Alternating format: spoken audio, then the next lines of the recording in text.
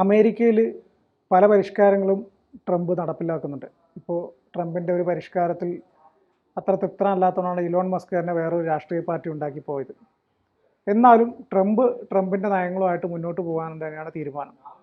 അങ്ങനെയുള്ള ഒരു തീരുമാനം ട്രംപ് ഇപ്പോൾ എടുത്തത് അവിടെ അമേരിക്കയിൽ വലിയ ചർച്ചയ്ക്ക് തുടക്കമിട്ടിട്ടുണ്ടെന്നാണ്. എന്താണ് കൂടുതൽ വിശദാംശം? നമ്മുടെ ഇന്ത്യയിൽ റിസർവ് ബാങ്ക് ഉള്ളതുപോലെ അമേരിക്കയിൽ ഫെഡറൽ റിസർവ് എന്നാണ് അറിയപ്പെടുക. അതായത് കേന്ദ്ര ബാങ്ക്, രാജ്യത്തിൻ്റെ ബാങ്ക് എന്ന് വേണമെങ്കിൽ പറയാം. രാജ്യത്തെ മൊത്തം ധനകാര്യ സ്ഥിതി നിയന്ത്രിക്കുക, നയരൂപീകരണം അടക്കമുള്ളവ ചെയ്യുന്നത് ഈ ഫെഡറൽ റിസർവാണ്. ഈ ഫെഡറൽ റിസർവ് ഏർപ്പെടുത്തുന്ന നയങ്ങൾ അമേരിക്കയെ മാത്രമല്ല, ഏറ്റവും വലിയ സാമ്പത്തിക ശക്തി ആയതുകൊണ്ട് തന്നെ ലോകത്തെമ്പാടും അതിൻ്റെ പ്രതിഫലനം ഉണ്ടാകും. അപ്പോൾ അതിൻ്റെ അധ്യക്ഷനാണ് നിലവിൽ ജെറോം പവൽ എന്ന് പറയുന്നയാൾ.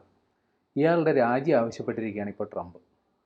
കാരണം ട്രംപിൻ്റെ സാമ്പത്തിക പരിഷ്കരണ പരിപാടികൾക്ക് നേരെ ഘടകവിരുദ്ധമായിട്ടാണ് ഇദ്ദേഹം ചിന്തിക്കുന്നതും പ്രവർത്തിക്കുന്നതും. കാലങ്ങളായിട്ട് അമേരിക്ക വലിയൊരു രീതിയിലുള്ള സാമ്പത്തിക പ്രതിസന്ധിയും പണപ്പെരുപ്പമടക്കമുള്ള കാര്യങ്ങൾ നേരിടുന്നുണ്ട്. സ്വാഭാവികമായിട്ടും ആ സമയത്ത് ഒരു രാജ്യം ഒരു ധനകാര്യ പ്രതിസന്ധിയെ നേരിടുമ്പോൾ അതിൻ്റെ കറക്റ്റീവ് മെഷർ, അതിൻ്റെ ആ പ്രശ്ന പരിഹാരത്തിനുള്ള നടപടി എടുക്കേണ്ടത് ആ രാജ്യത്തെ കേന്ദ്ര ബാങ്ക് ആയിരിക്കും. അമേരിക്കയിൽ അത് ഫെഡറൽ റിസർവ് ആണ്. സ്വാഭാവികമായിട്ടും ആ സാമ്പത്തിക പരിഷ്കരണ നടപടികൾ അവർ ആരംഭിക്കും. അതിൻ്റെ ഭാഗമായിട്ട് രാജ്യത്ത് പണപ്പെരുപ്പമുള്ളപ്പോൾ ഒരു കാരണവശാലും അധികമായി പണം സമൂഹത്തിലേക്ക് എത്തരുതെന്നേ ഒരു ബാങ്ക് ആഗ്രഹിക്കും. അപ്പോൾ അതിന് വേണ്ടിയിട്ട് അവർ പരമാവധി പലിശ നിരക്ക് ഉയർത്തും. അമേരിക്കയിൽ ഇപ്പോൾ പലിശ നിരക്ക് ഉയർന്നു നിൽക്കുന്ന ഒരു സാഹചര്യമാണുള്ളത്. അപ്പോൾ ട്രംപിൻ്റെ നിലപാട് ഈ പലിശ നിരക്ക് കുറയ്ക്കണമെന്നാണ്. പലിശ നിരക്ക് കുറച്ചാലേ വ്യാവസായിക ആവശ്യങ്ങൾക്ക് ധാരാളം പണം കിട്ടുകയുള്ളൂ, വ്യാവസായിക പുരോഗതി ഉണ്ടാകുള്ളൂ എന്നാണ് ട്രംപിൻ്റെ നിലപാട്. പക്ഷേ അത് ഇങ്ങനെ പറഞ്ഞതുകൊണ്ട് മാത്രം കാര്യമില്ല. അതിന് അനുകൂലമായൊരു സാഹചര്യം കൂടി ഒത്തുവന്നാലേ ഫെഡറൽ ബാങ്ക് പലിശ നിരക്ക് കുറയ്ക്കും. പക്ഷേ ഈ പറയുന്ന ചങ്ങാതി ഒരു കാരണവശാലും പലിശ നിരക്ക് കുറയ്ക്കാൻ ഇതുവരെ തയ്യാറായിട്ടില്ല. അതുകൊണ്ടാണ് ഇപ്പോൾ ഈ ജെറോം പവൽ രാജിവെച്ചൊഴിയണമെന്ന് ട്രംപ് ആവശ്യപ്പെടുന്നത്. അദ്ദേഹത്തിൻ്റെ ട്രൂത്ത് അക്കൗണ്ട് എന്ന് പറയുന്ന സോഷ്യൽ മീഡിയ പ്ലാറ്റ്ഫോമാണ്. അതിൽ അദ്ദേഹം പറഞ്ഞിരിക്കുന്ന ആവശ്യം ഇതാണ്: ഒരുപാട് വൈകി, വേഗം രാജിവെച്ചൊഴിയൂ എന്നാണ്. കാര്യം നേരത്തെ തന്നെ രാജിവെക്കേണ്ടതായിരുന്നു. അത്രയ്ക്ക് ബുദ്ധിമുട്ട് നിൽക്കുകയാണ് ട്രംപ്. രസകരം എന്തെന്നാൽ ട്രംപിൻ്റെ ആദ്യത്തെ ടേം ഉണ്ടല്ലോ, ആദ്യം പ്രസിഡന്റ് ആയപ്പോൾ ട്രംപ് തന്നെയാണ് ഇദ്ദേഹത്തെ നോമിനേറ്റ് ചെയ്ത് ഫെഡറൽ ബാങ്ക് റിസർവിൻ്റെ അധ്യക്ഷനാക്കിയത്.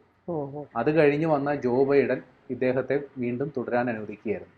ഇപ്പോൾ ഇദ്ദേഹത്തിൻ്റെ കാലാവധി പൂർത്തിയാകും. ഏതാണ്ട് അടുത്ത വർഷം മെയ്യിൽ ഇദ്ദേഹത്തിന് ഔദ്യോഗികമായിട്ട് കാലാവധി പൂർത്തിയായി പദവിയിൽ നിന്നൊഴിയാം.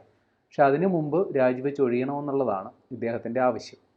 പക്ഷേ ഇദ്ദേഹത്തിൻ്റെ പേരിൽ മറ്റൊരു ആരോപണം കൂടി വന്നിട്ടുണ്ട്. അതായത് ഈ ഇതിൻ്റെ ഫെഡറൽ റിസർവിൻ്റെ ആസ്ഥാനത്ത്, അതായത് വാഷിങ്ടണിലെ ആസ്ഥാനത്ത് നടത്തിയ പരിഷ്കരണങ്ങളുടെ, ചിലപ്പോൾ ഏതൊക്കെ രീതിയിലുള്ള പരിഷ്കരണം എന്നറിയില്ല, പരിഷ്കാര നടപടികളെ സംബന്ധിച്ച് സെനറ്റ് ഇദ്ദേഹത്തെ വിളിച്ചു വരുത്തി ഇദ്ദേഹത്തിൻ്റെ മൊഴി രേഖപ്പെടുത്തിയിരുന്നു. അപ്പോൾ അതിൻ്റെയൊക്കെ അടിസ്ഥാനത്തിൽ ഇദ്ദേഹത്തിനെതിരെ അന്വേഷണം വേണമെന്നുള്ളതാണ് ഇപ്പോഴത്തെ മറ്റൊരാവശ്യം. അപ്പോൾ ഇദ്ദേഹത്തെ എങ്ങനെയും പുകച്ച് പുറത്തു ചാടിക്കുക എന്നുള്ള നയവും പരിപാടികളുമായിട്ട് ട്രംപും കൂട്ടരും പോവുകയാണ്. എന്നാൽ ഈ പറയുന്ന ഒരു ഫെഡറൽ റിസർവിൻ്റെ അധ്യക്ഷനെ പുറത്താക്കാൻ പ്രസിഡന്റിന് അധികാരമുണ്ടോ ഇല്ലയോ എന്നുള്ളത് സംബന്ധിച്ച് ചർച്ചകൾ ഇപ്പോൾ പുരോഗമിക്കുന്നുണ്ട്. പക്ഷേ നിലവിലെ അവിടുത്തെ ഒരു കീഴ്വഴക്കം അനുസരിച്ച്, അതായത് 1935 സുപ്രീം കോടതി, അമേരിക്കയിലെ സുപ്രീം കോടതി കൊടുത്തൊരു റൂളിംഗ് ഉണ്ട്.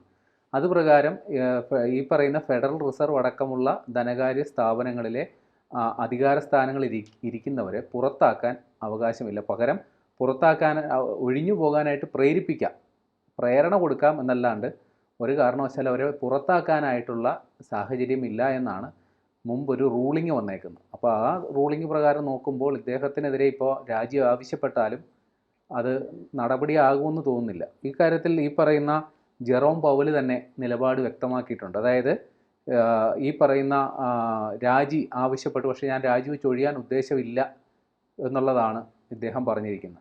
അതുമാത്രമല്ല, ഈ പലിശ നിരക്ക് കുറയ്ക്കും എന്നുള്ളതിനെക്കുറിച്ച് യാതൊരു സൂചനയും ഇദ്ദേഹം ഇതുവരെ നടത്തിയിട്ടില്ല. ഇതിനു മുമ്പ് അദ്ദേഹം ചില ഔദ്യോഗിക പരിപാടികളിലൊക്കെ പങ്കെടുത്തു, ചില ചർച്ചകളിലൊക്കെ പങ്കെടുത്തപ്പോഴും ഈ പലിശ നിരക്ക് കുറയ്ക്കുന്നതിനെക്കുറിച്ച് ഒരു സാധ്യതയും അദ്ദേഹം പറയുന്നുമില്ല. അദ്ദേഹത്തിൻ്റെ വ്യക്തിപരമായ ഒരു അനുമാനം അല്ലെങ്കിൽ അദ്ദേഹത്തിൻ്റെ പ്രൊഫഷണൽ എക്സ്പീരിയൻസ് വെച്ച് അതിനുള്ള സാധ്യത നിലവിൽ അമേരിക്കയിൽ ഇല്ല എന്നുള്ളത് കണ്ടിട്ടായിരിക്കണം. പക്ഷേ അദ്ദേഹം ഇപ്പോൾ ഒരു കാര്യം കൂടി പറഞ്ഞിട്ടുണ്ട്: ഈ പലിശ നിരക്കും ഈ പറയുന്ന ട്രംപിൻ്റെ മറ്റേ നികുതി പരിഷ്കരണ ബില്ലും അല്ലെങ്കിൽ മറ്റേ റെസിപ്രോക്കൽ ടാക്സ് ഏർപ്പെടുത്തി അതുമായിട്ട് കാര്യമായ ബന്ധങ്ങളില്ല എന്നാണ് അദ്ദേഹം പറഞ്ഞത്. പക്ഷേ ട്രംപിൻ്റെ മൊത്തത്തിലുള്ള ഒരു നിലപാട് വെച്ച് നോക്കുമ്പോൾ, നയസമീപനങ്ങൾ വെച്ച് നോക്കുമ്പോൾ അമേരിക്കയിൽ ഇതിന് പ്രതികൂലമായ സാമ്പത്തിക അവസ്ഥ നിലനിൽക്കുന്നു. അതുകൊണ്ട് തന്നെ റിസർവ് ബാങ്കിന്, അവിടുത്തെ ഫെഡറൽ റിസർവിന് ഈ പറയുന്ന പോലെ ട്രംപ് ആവശ്യപ്പെടുന്ന പോലെ ഉദാരമായി പണം അങ്ങോട്ട് എത്തിച്ചു കൊടുക്കാൻ നിർവാഹമില്ലാത്തൊരു സാഹചര്യമുണ്ട്. സ്വാഭാവികമായിട്ടും അത് നിയമപരമായി നിക്ഷിപ്തമായൊരു കാര്യമാണ്. അവർക്ക് ഈ ട്രംപ് പറഞ്ഞതുകൊണ്ട് മാത്രം അവർക്ക് ഇഷ്ടം പോലെ വായ്പ എടുത്തു കൊടുക്കാനൊന്നും പറ്റില്ല. നിലവിലത്തെ സാഹചര്യം എന്താണോ അത് പരിശോധിച്ച് മാത്രമേ ചെയ്യാൻ പറ്റുള്ളൂ. അപ്പോൾ ട്രംപിൻ്റെ ഭീഷണി അങ്ങനെ തന്നെ നിലനിൽക്കും. അവരൊരു സിസ്റ്റം അനുസരിച്ച് പ്രവർത്തിക്കുന്ന ഒരു സ്ഥാപനമാണ്. അവർക്ക് അതുമായിട്ട് മുമ്പോട്ട് പോകാനേ നിർവാഹമുള്ളൂ. ഈ ട്രംപിൻ്റെ പല സാമ്പത്തിക നയങ്ങളും ഒരർത്ഥത്തിൽ അല്ലെങ്കിൽ വേറൊരർത്ഥത്തിൽ അമേരിക്കയ്ക്ക് തിരിച്ചടിയാവുകയല്ലേ ചെയ്തിട്ടുള്ളൂ. ഇപ്പോൾ ഈ നേരത്തെ പറഞ്ഞ ടാക്സ് വർദ്ധിപ്പിക്കുന്നു. പിന്നെ അവിടെ ഈ ഇലോൺ മസ്ക് പിണങ്ങിപ്പോകാനുണ്ടായ കാരണമായിട്ടുള്ള ആ സംഭവം, ട്രംപ് ശരിക്കും പറഞ്ഞു കഴിഞ്ഞാൽ അദ്ദേഹത്തിന് തോന്നുന്ന പോലെ പല സാമ്പത്തിക നയങ്ങളും അവിടെ നടപ്പിലാക്കാൻ ശ്രമിക്കുന്നു. അതിന് ഇദ്ദേഹം എന്നുള്ളതുകൊണ്ടായിരിക്കില്ലേ ഇദ്ദേഹത്തെ പുറത്ത് വിചാരിക്കാൻ ഇപ്പോൾ എലോൺ മസ്ക് പറഞ്ഞൊരു കാര്യമുണ്ട്. ഈ ബിഗ് ബ്യൂട്ടിഫുൾ ബിൽ എന്ന് പറയുന്നത് വീണ്ടും കണ്ടമാനം പൈസ എടുത്ത് ചെലവാക്കുന്ന ഒരു ബില്ലാണ്. അതായത് ഏറെ പൊതുജനങ്ങൾക്ക് വേണ്ടിയിട്ടല്ല, പ്രതിരോധ ആവശ്യങ്ങൾക്കും മറ്റുമായിട്ട് കണ്ടമാനം പൈസ ചെലവാക്കുന്ന ബില്ലാണ്. അതുകൊണ്ട് സാധാരണക്കാരൻ കടക്കണിയിലാകും. അതുകൊണ്ട് അദ്ദേഹം അതിനെ ഡെപ്റ്റ് സ്ലേവറി ബില്ലെന്നാണ് വിശേഷിപ്പിച്ചത്. അപ്പോൾ അതായത് സമൂഹത്തിൽ ഇപ്പോൾ പണപ്പെരുപ്പം ഉണ്ടെങ്കിൽ കുറച്ച് ധനകാര്യ നിയന്ത്രണമാണ് അവിടെ വേണ്ടി വരിക. പക്ഷേ ട്രംപ് നേരെ തിരിച്ചാണ് ചിന്തിക്കുന്നത്. ട്രംപ് എക്കാലത്തും അങ്ങനെ തന്നെയാണ്. ഉദാഹരണത്തിന് പറഞ്ഞാൽ ഇപ്പോൾ മറ്റേ പരിസ്ഥിതി സമ്മേളനത്തിൽ കാർബൺ ബഹിർഗമനത്തെക്കുറിച്ചൊക്കെ വലിയ ചർച്ചകൾ വന്നു. അമേരിക്കയ്ക്കെതിരെ വലിയ നിലപാടുകൾ വന്നപ്പോൾ സ്വാഭാവികമായിട്ടും ചിന്തിക്കുക, വലിയ രീതിയിൽ ഈ കാർബൺ പുറന്തള്ളുന്ന പഴഞ്ചൻ വ്യവസായശാലകളിൽ നവീകരണം കൊണ്ടുവരിക, അടച്ചുപൂട്ടുക, അതേപോലെ ഈ കാർബൺ ബഹിർഗമനം ഉണ്ടാകുന്ന ഇലക്ട്രോണിക്സ് ഉൽപ്പന്നങ്ങളിൽ നിയന്ത്രണം കൊണ്ടുവരിക എന്നൊക്കെ ആയിരിക്കും. പക്ഷേ ട്രംപ് നേരെ തിരിച്ചാണ് ചിന്തിച്ചത്. അതും ഇതുമായിട്ട് യാതൊരു ബന്ധവും ഇല്ല. കാർബൺ ബഹിർഗമനവും ആഗോളതാപനവുമായിട്ടൊന്നും ഒരു ബന്ധവും ഇല്ല എന്ന് നിലപാടെടുത്ത ആളാണ് ട്രംപ്. അപ്പോൾ ഇതും അതേപോലെ മറ്റൊരു അവസ്ഥയാണ്. അവിടെ വലിയ രീതിയിലുള്ള ഒരു പണപ്പെരുപ്പവും സാമ്പത്തിക പ്രതിസന്ധി നിലനിൽക്കുമ്പോൾ കൂടുതൽ പണം വീണ്ടും വേണം എന്നുള്ള നിലപാടുകാരനാണ് ട്രംപ്. അപ്പോൾ അത് ബുദ്ധിപരമായി ചിന്തിക്കുന്ന, അല്ലെങ്കിൽ ഈ സിസ്റ്റം ഫോളോ ചെയ്യുന്ന ഒരാൾക്ക് അത് അംഗീകരിച്ചു കൊടുക്കാൻ സാധിക്കില്ല. ഇപ്പോൾ ഫെഡറൽ റിസർവിൻ്റെ അധ്യക്ഷൻ സ്വാഭാവികമായിട്ടും ഒരു ധനകാര്യ വിദഗ്ധനായിരിക്കുമല്ലോ. തീർച്ചയായിട്ടും. ഈ ട്രംപ് ഒരു പക്കാ ബിസിനസ്സുകാരനും രാഷ്ട്രീയക്കാരനും. അപ്പോൾ സ്വാഭാവികമായിട്ടും ട്രംപിൻ്റെ ഇത്തരം ചില പൊള്ളയായ വാദങ്ങൾ അല്ലെങ്കിൽ ആവശ്യങ്ങൾ അത് അംഗീകരിച്ചു കൊടുക്കുക അവരുടെ യുക്തിക്ക് നിരക്കുന്ന സംഗതിയല്ല. ട്രംപ് ഇപ്പോഴും പറയുന്നു കുറച്ചുകൂടി പൈസ തന്നാൽ കാര്യങ്ങളൊക്കെ ശരിയാക്കാമെന്ന്. പക്ഷേ അതിനനുകൂലമായ സാമ്പത്തിക സാഹചര്യം കൂടി ഉണ്ടാകാതെ അവർക്ക് പറ്റില്ലല്ലോ. അല്ല, ഏതൊരു രാഷ്ട്രത്തെ അവിടുത്തെ റിസർവ് ബാങ്ക്, നമ്മുടെ ഇന്ത്യയിലെ റിസർവ് ബാങ്ക് ആണെങ്കിൽ പോലും ഇന്ത്യ ഗവൺമെൻറ് ആവശ്യപ്പെടുന്നതനുസരിച്ച് പണം അടിച്ചു കൊടുക്കാൻ പറ്റില്ലല്ലോ. അത് അവർക്ക് ചില നയങ്ങളും തീരുമാനങ്ങളൊക്കെ ഉണ്ടാവും.